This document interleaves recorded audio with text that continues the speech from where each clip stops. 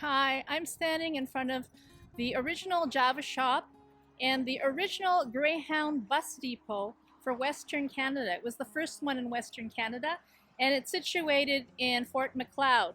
Now, Fort Macleod is one of two heritage cities in the province of Alberta, and this is the home to many films like Brokeback Mountain and Interstellar, and just recently Ghostbusters. The sign here is made by a local artist, and his father owned the original movie theater here in Fort Macleod. And when he was 6 years old, he was seen drawing on the back of his father's posters. So he is actually the person who designed this beautiful neon light. And after that, he went on to work with Walt Disney. So I present to you the first Greyhound bus depot, the Java shop in Fort Macleod. Let's go check it out.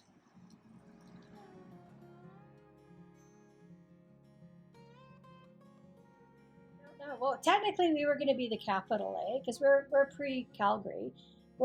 This was a town was 1873, and the original town of Fort Macleod is actually down by the river. So, of course, they built it on a floodplain. And so 10 years later, they're like, well, maybe we should move it up here. So, and then the railway came and was going to come through Fort Macleod because we were established, but it went through Fort Calgary instead. And that's why Calgary is Calgary, because of the railway. But Fort Macleod could have been Calgary if the railway came through here, but it didn't. The architect, 100%, but I'm pretty sure he was involved with all the early designs of the Greyhound bus depot. But this was actually the first bus depot in Western Canada. And so, where did they go? Where did people go? Vancouver, Edmonton, Calgary, Toronto. You'd have to come here to catch the bus. Well, we used to go, and they used to have a counter where a bunch of people would sit, and then they had the booths, and yeah, it was a real hub for the teenagers, and well, everybody went to the Java shop. Like, it was just kind of a social gathering place, and yeah. So we restart our sign finally. So I'm gonna have it on a timer so it goes on and off according to what I set it at. This is the Java shop, so come on in.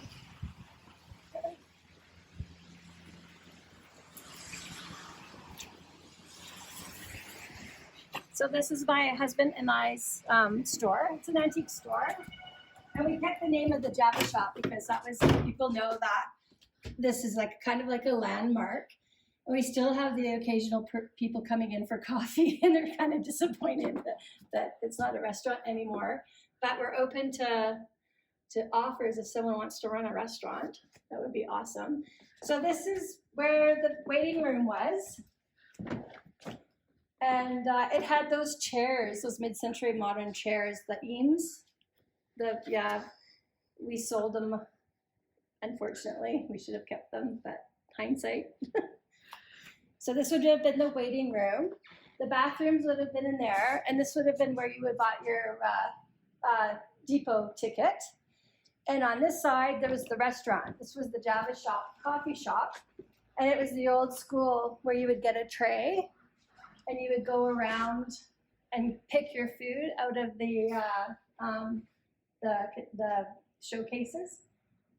And that's what the original uniform is, this little dress up here. You can see it. But this place has been known as the Java shop ever since it opened. And I don't have those dates for you, but I will get them for you. So in the meantime, we're just kind of like an antique store, and you can come and shop.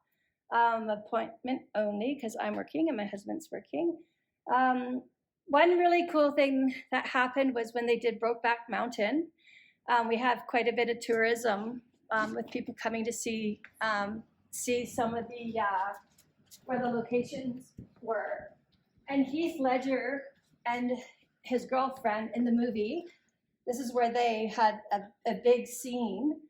And there was a guy, after Heath Ledger died, sent a rose to this table for a year. So we don't know who it was, but it was pretty special. not every, it was once a week. This was a long time. It was about once a week. It was, yeah. Alain knows, I'll get the story for you. But then, so that kind of got out, that story.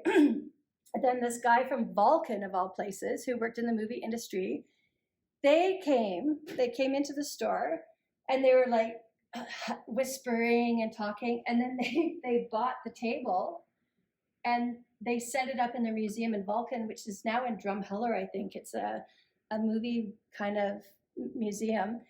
And we thought that was kind of funny. But when we went to the museum to see it, it was so amazing. Like, I had tears in my eyes because they did such a perfect job, and this whole thing dedicated to Heath Ledger, and it was kind of interesting. So, but that's why there's a hole in the wall here. Table number 25. So there would be booths here, along here. And this was the kitchen back here. So this is where those showcases would have been, where you would get your food. And there would have been, you know, that, like you're on the ferries and you have that thing and you slide it along. That's what that would look like. And there was a fire way back when. So when we got in the kitchen, you can see we'll restore, but there was a fire. So I think there's 3 separate buildings here. This isn't all original. The front where we just were was original, and then this was added, and that was added. So this is kind of like a workroom disco. I used to do markets and rent spaces in here for Christmas. So we had it decorated. So right now, it's full of radios, pretty much, and all things to do with electronics. Alain was actually on Canadian Pickers, and the episode was the first episode, and that's when Scott and Sheldon came in when we had a church, and they bought radios off of us. But we sold the church, and now we had to move everything in here. So that took 2 weeks to empty the church. It was a lot of radios. But we got vinyl. We've got some really cool light fixtures and stuff that we just haven't done anything with. So and you can see, so this is where the bathrooms were. It was massive. There's a major set of bathrooms. I don't know if you can see down in the basement. That would be perfect for filming a horror movie, if you know any horror filmmakers. It's pretty scary down there. And that's where the employees had all their lockers, and they had a big employee room. I was 23. I was 33. I started in 1964 and 1977 when I came to Fort Macleod. It was the Java shop was kind of the hub of the town, you know. They had the jukebox, and the buses are coming in. People were there to meet the people arriving on the buses and all that. And so it was a hub, you know, and an important one actually. In those days, a bus was a big deal. So this is my store. It's called The Collective. It's the more girly store because the Java shop is mostly my husband's. And we had filmed Last of Us used my building too. So that's why it just needs to be put back together because they kind of tore it apart. So basically I just focus on eclectic things. I'm not particularly fussy about what I have in my store. It can be not that old. It's kind of like a thrift shop, I guess you can say. But I do like vintage clothing. And yeah, this is 1903, and it was the first drugstore. And everything's original, the tin and the flooring, and of course the brick. And a unique feature of this, I think you probably saw it, is the windows are all bricked up because this store was here first, and then that's the store next door was built. So it's kind of a funny thing. Reminds me of Vincent Price.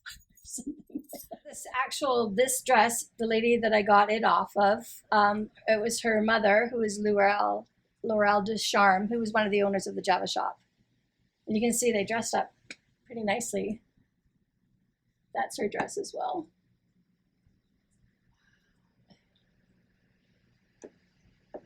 I don't think she would have worn the pink belt, but Every fence post there was out there alongside the highway, we stopped. Picking up passengers and dropping them off.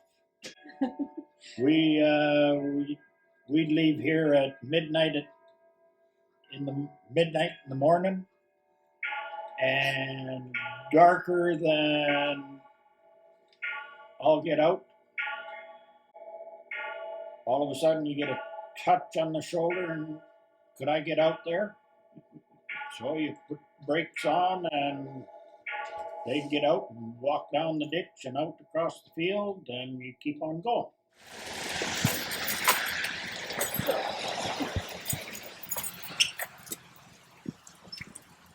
so it's nice and clean. Wow. Okay, I gotta stop talking. I'm not supposed to be in this. Okay. Yeah, so this is where the buses would come in, and that's the pit where they would be serviced and oil changes and stuff. That then, at one point, the buses got too big. They couldn't fit into here, so they would be parked outside. And yeah, I started cooking there at 20. I was 22, I believe, in that area. It's 1965. No, I was younger. But anyway, around 1965, 1966, I was working there. Yes, and when the buses came in, Christmas time, oh my God, they was just loaded with university students, just loaded. There was no room to sit when they come in. Overloads. They came in with overloads. Well, it was a bus depot, and it was one of the only places to stop and eat because you get off the bus, like an old school bus depot. And it had the Java shop has been here since the beginning. It opened.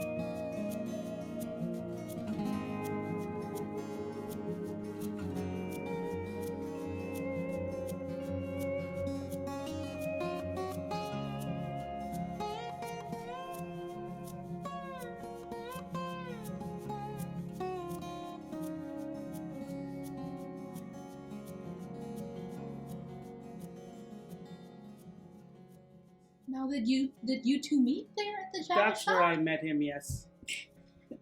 That was the biggest mistake. Oh yeah, it's a uniform that did it.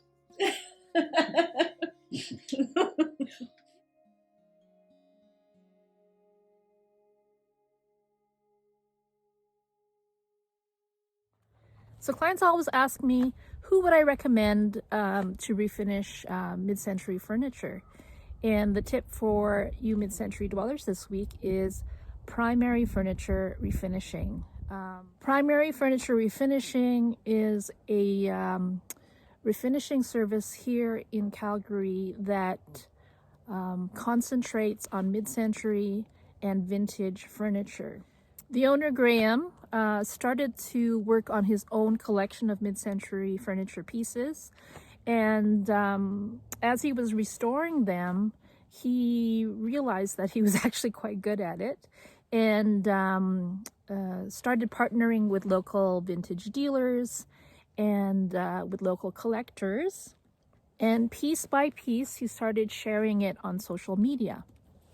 Primary Furniture Refinishing was then launched as a side project and soon became a full-time professional restoration business. Furniture is much more than functional. The pieces we bring into our homes can hold sentimental value, tie spaces together, and act as an expression of our personal style. Whether it's the dining room table your family has been gathering around for years or that perfect flea market find, refinishing your furniture can add years to its life and highlight the details and craftsmanship that is found in vintage pieces. Every refinishing job is different, and Graham offers his best recommendations on how to proceed, and they consult the clients before moving forward. Ultimately, it is your decision and your vision. Graham makes sure to have good communications at all times. Another tip, they also like to carry fabric in the shop that is mainly focused on traditional mid-century textiles such as tweeds and wools. They are always happy to review upholstery projects and offer their best recommendations. They aim to be true to the factory finishes of pieces when they can, but are never afraid to try something different and unique to keep with your vision. Your satisfaction is their focus, and they will work side by side with you and communicate with you well until the product that you want is done. They will make sure that you feel comfortable and that you're well informed from start to finish. Primary Furniture Refinishing.